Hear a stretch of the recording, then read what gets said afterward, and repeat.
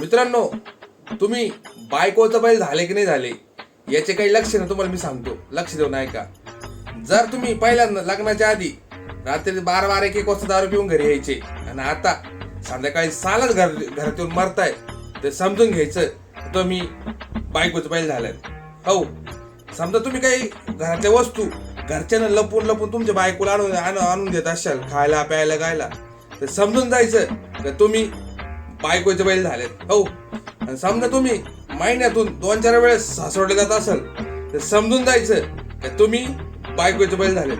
हो, आणि समजा तुम्ही असे 4 चौकात गप्पा मारत बसले आणि तुम्ही लय मोठे मोठे बोलतायत आणि तुमची बायको फक्त असं डोळे उठून पाहिलं तुम्ही गप झाले, तर समजून जायचं की तुम्ही बायकोचे बैल झाले.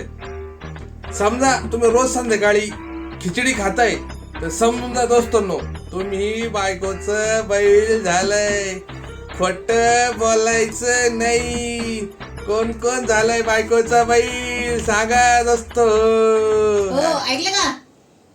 काय आलो बायकोची बैल सगळेच राहते भाऊ. आपलं काय, आपण त्याच माळ्याची म्हणी आहे, बायकोचा बैल. चला आता शिंगण माती उतरायला.